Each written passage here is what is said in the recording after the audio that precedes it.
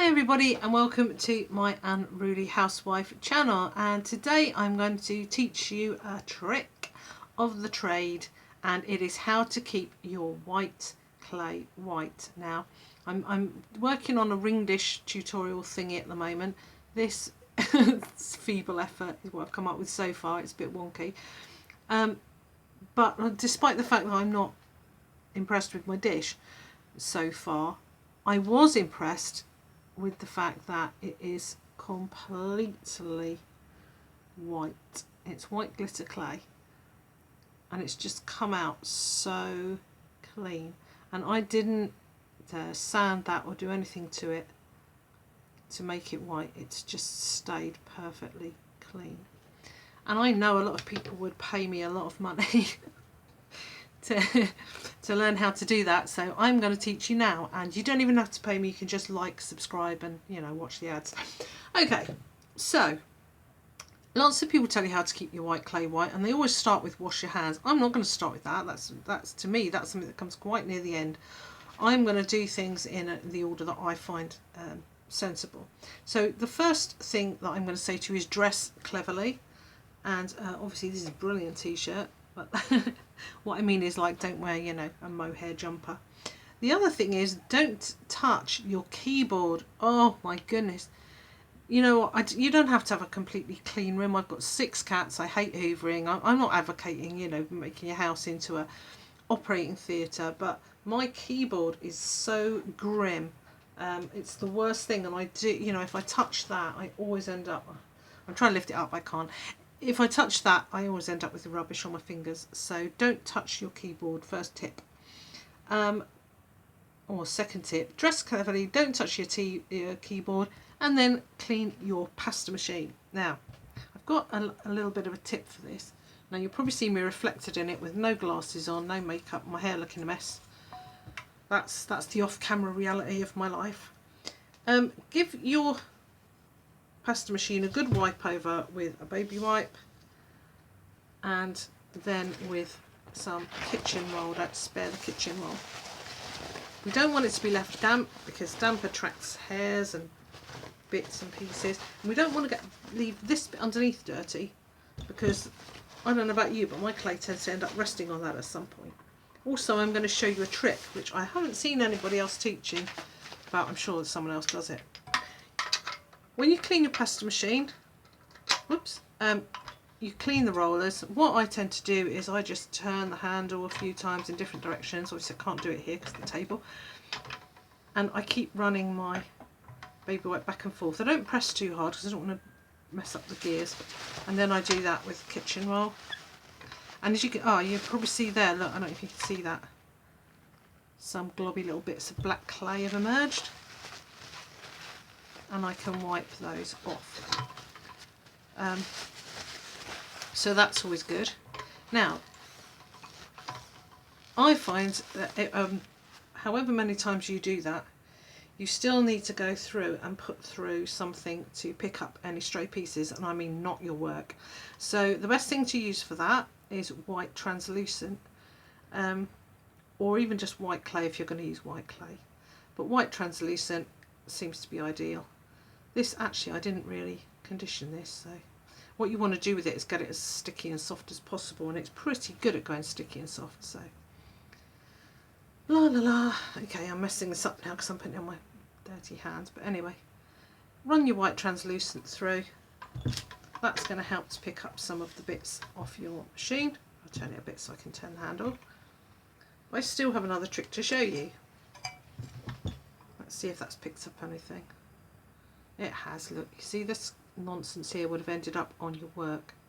Now, I've got to be honest with you, no matter how much I clean my machine, usually at some point when I put my clay through to do your work, I do end up with something like this. It's just sort of some kind of hideous evil magic with pasta machines.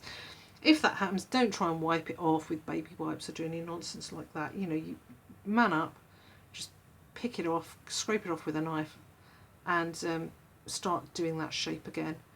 So anyway, this, we don't have to wipe this off because this is our translucent clay getting machine clean for us.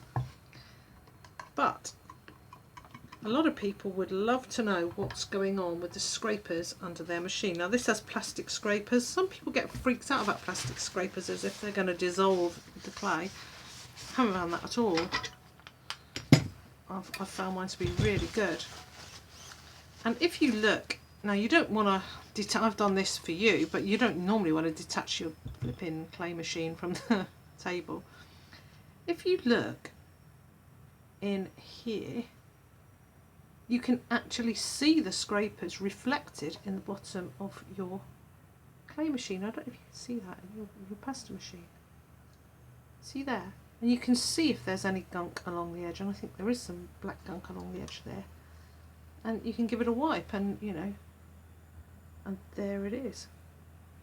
So you can look and see whether they're clean, because you know, if you suspect a bit's lurking before you put your stuff through. You can also use a scraper. I use this, but I use it very, very gently. I don't want to push the plastic scrapers away from from these rollers, and I don't want to shove the clay up under them. So just very gently coax it away. Maybe put a little, you know, put that wet wipe over it and just give it a little wipe. But that's a good tip, so that you don't have to detach this. And if you don't have a silver machine that you can see reflections in, you could always just, you know, get a mirror. And this, I decorated this, it's hideous, isn't it? And you can just use a mirror and hold that underneath there and see, have a good look at your scrapers. So that's my sneaky top tip. And always, as I say, always wipe it dry, because the wetness is terrible for picking up bits and pieces and then transferring them onto your clay. Whoops. Always clean your tools. That would be the next thing I would clean. And again, the old baby wipe and kitchen roll can do that. It can clean your tools for you. Give them a good dry. We don't want them to be sort of sticky and damp. These acrylic blocks and things are a bit of a weird thing to me. I seem to clean them and then they seem to still have stuff on them when I come to use them. I don't know. I was thinking maybe they get some sort of static electricity on them. I don't know what it is, but they do seem one of the really bad culprits for messing up my clay. So before I use one of these on my clay, because sometimes you make something from white, you just want to flatten one side of it. You touch that to it. You've already cleaned it in your head. You've given it a wipe, and then the next thing you know, it gets bits onto your clay. So before you touch that onto your clay, onto your project, just roll a bit of this over it, pick up any odds and ends. Brushes not only might have the wrong colour on, so you've got to make sure. Also, be a little bit rough with your brushes before you start, because I've had things before where I've had a lovely see, look, pieces came out then, where I've had a lovely piece of work and I've brushed it with some mica powders and things, and the next thing you know, I've got chunks of like brushes and hairs and things over. So give your brushes a good old flick before you start using them. And actually, when I did that, 3 little hairs dropped out, and I don't want those on my white clay. And maybe the real story there is I need new brushes. Yeah, so we've got the tools clean, the brushes have got a good old shake out, cleaned the pasta machine, and now we come to the area. You want the area to be reasonably clean, but as I say, I'm not running an operating theatre, but I will clean my tiles. So I'd wipe it, dry it, and as I was indicating earlier, go over it again with the old translucent clay, give it a good old roll over, because you know, the few seconds before you use it is the greatest time to clean it, in my opinion. Don't go in, don't clean it all, go away and have a cup of tea while the cat walks around in the studio. That's not good. Hands. When all else is done, you've finished getting your hands dirty, you can go and clean your hands just before you start working. And give them a good wash with soap and water. Don't dry them on a towel, that's not going to help, is it? They're as bitty as anything. Come back and give them a good wipe with a baby wipe and a piece of kitchen roll, and then using your translucent clay, get your rings off. You don't need your rings on if you can, unless you're that attached. Actually, my boyfriend gets really annoyed because every time he looks at me I'm not wearing my ring. Give your clay a good old roll over your hands, and especially sort of doing this with it, getting your nails and your fingers and stuff like that into your clay, so your hands are nice and clean, and then don't stroke the cat. The last, and also, yeah, you want to clean your hands between colours.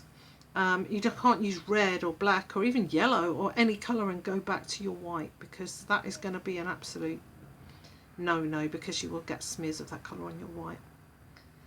And the last thing I would say is keep your colours covered.